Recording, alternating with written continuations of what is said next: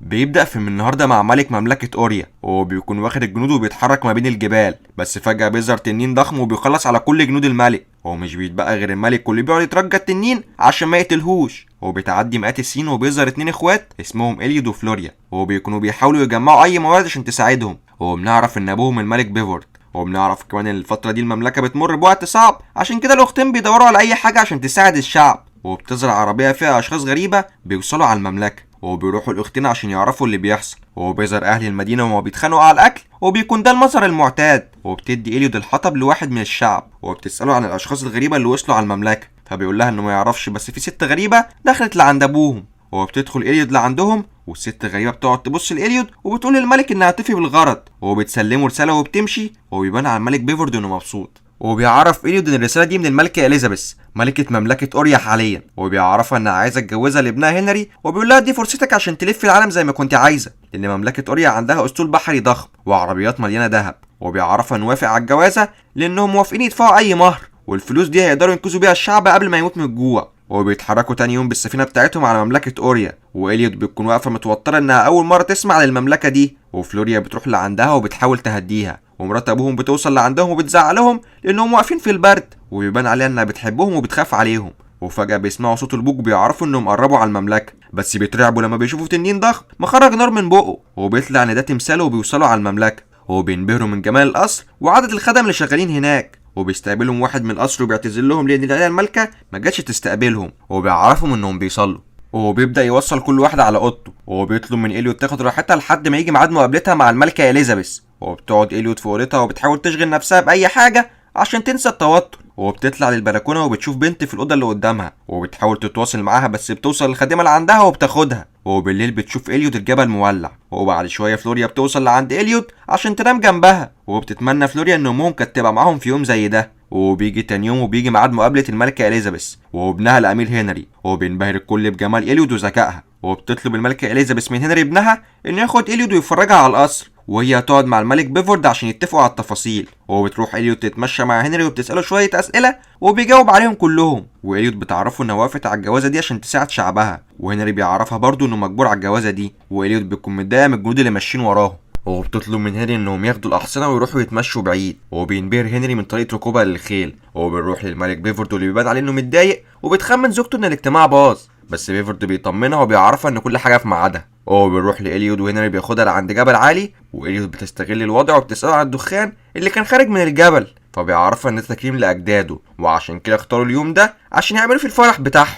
وبيعرفها هنري انه نفسه يسافر العالم كله، وإليود بتفرح بالكلام ده وبتبدا تغير وجهه نظرها من ناحيه الجوازه دي. وبنروح لزوجة بيفورد واللي بتكون حاسه ان في حاجه غلط، وبتروح تسال الملكه اليزابيث عن الاجتماع بس بتحاول تتجاهلها. وبالليل بتقعد فلوريا مع إليود عشان يستعدوا لحفل الزفاف، وبتدخل عليهم مرات ابوهم وبتحذر إليود من الجوازه دي، وبتعرفها انها حاسه ان في حاجه غلط. وبيدخل الملك بيفورد عليهم وبيطلب من زوجته تروح تستريح، وإليود بتتجاهل تحذيراتها عشان هي قابلت هنري وقعدت معاه. وبيجي تاني يوم وبتجهز إليود عشان حفل الزفاف، وبتلبس التاج قدام الشعب كله وبيتم اعلانها الاميره الجديده. وبتودع عيلتها وبياخدها هنري وبيعرفها ان باقي حاجه لازم يعملوها ليها علاقه بالجبل. وبتوصل إليود على هناك وكل عيله بتكون متجمعه ولابسين اقنعه، وبتعرفها الملكه اليزابيث انها تنضم لبنات كتير ساهموا في استمرار العيله. وبتديها عمله وبتبدا تحكي لها قصه الجزيره، وبتقول لها ان من الاف السنين اكتشفوا ان في مخلوقات غيرهم عايشين على الجزيره. وفي يوم المخلوقات دي هجمت على المملكه وقتلت عدد كبير من الشعب، فقرر الملك انه ياخد عدد من الجنود ويروح يخلص عليهم.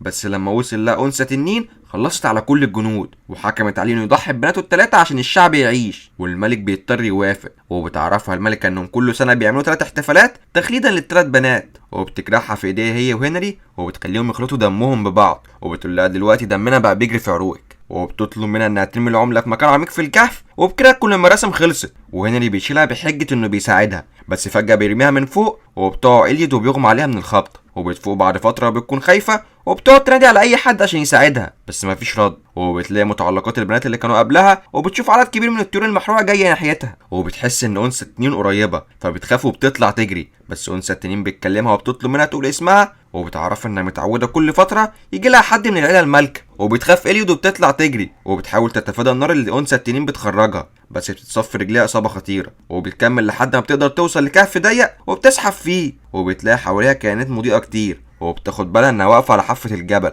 فبتستخدم الدبوس بتاع الفستان وبتتشعلق بيه، وبتاخد شويه من الكنات المضيئه عشان ينوروا لها، وبتلاقي ميه بتكون هتشرب بس بتعرف انها مش نضيفه. بس لحسن الحظ بيكون فيه تلج، فبتحاول تشرب منه، بس التلج بيبدأ يسيح بسرعة، وبتعرف ان أنثى التنين قربت، وإليوت بتجري لحد ما بتقدر تدخل حفرة، وبتلاقي مكتوب ان المكان ده آمن وأنثى التنين ما تقدرش توصل له، وبتبص حواليها بتلاقي متعلقات البنات اللي كانوا قبلها، وبتكون أساميهم مكتوبة على الحيطة، وبتقعد إليوت تفكر لو في حد منهم قدر يهرب، وبتنام من التعب، وبتحلم ان البنات موجودين حواليها، وبتصحى بتلاقي الكائنات المضيئة اتجمعوا الجرح اللي عندها، وبيفرزوا سائل بيخليها تخف بسرعة، وبتلاحظ خريطة مرسومة على الحيطة، وبتعرف ان مفيش غير مكان واحد للهروب، وبتوصل لعند المخرج بصعوبة، وبتستخدم تكة مرمي على الأرض، وبتكون أنثى التنين مستنياها تقع عشان تاكلها، بس إليوت بتكمل وبتوصل للفتحة واللي بتكون عالية جدا ومستحيل تنزل منها، وبتشوف مجموعة من الجنود وبتحاول تنادي عليهم بس مش بيسمعوها بسبب بعد المسافة، وأنثى التنين بتوصل لعندها وبتحاول تاكلها، بس فجأة بيسمعوا صوت حد بينادي، وبتتحرك إليوت ناحية الصوت، وبيطلع ان ابوها الملك بيفورد جاي ومعاه مجموعه من الجنود عشان ينقذوها، وإليوت بتحاول توصل لعندهم، وبتلاقي 3 تانيين اتقتلوا اول ما خرجوا من البيضه، وبتعرف ان القصه اللي سمعتها كذب، وان الملك جه على الجزيره وقتل اطفال انثى التنين، وانثى التنين عجبته وخلته يضحي ببناته ال3، وبتوصل إليوت لعند ابوها وبتشوف انثى التنين وهي بتقتل الجنود، وبتروح لعند بيفورد اللي بيمسك السيف وبيحاول يدافع عن نفسه، بس انثى التنين بتوقع منه السيف وبتسبب له جروح خطيره، وبتطلب منه ينادي على إليوت لانها شم ريحتها وعارفه انها قريبه، بس بيفورد بيرفض وبينادي بصوت عالي وبيقول لبنته انها تهرب، وبيعرفها انه كان غلطان لما وافق يضحي بيها عشان ينقذ شعبه، وانه جه هنا عشان يرضي ضميره، وانثى التنين بتتضايق وبتروح تدور عليها، وإليوت بتروح لعند ابوها واللي بيقعد يعتذر لها وبيطلب منها تستخدم الحبل اللي معاه عشان تهرب من الجبل، وهتلاقي اختها فلوريا ومرات ابوها مستنياها، وبيخلص كلامه وبيموت، وإليوت بتحزن عليه بس بتسمع صوت انثى التنين بتقرب، فبتضطر تهرب وتسيبه، وبتستخدم الحبل وبتهرب من الجبل، وبتستخبى ما بين الصخور، وانثى التنين بتقعد تدور عليها وبتسبب حرائق ضخمه، واليزابيث بتشوف الحرائق وبتفهم اللي حصل، وبتروح للمكان اللي مقيم فيه فلوريا ومرات ابوها، وبياخدوا فلوريا عشان يقدموها مكان اليزابيث، وهنري بيكون رافض لان فلوريا لسه صغيره، بس بيضطر يوافق وبيرميها في الجبل،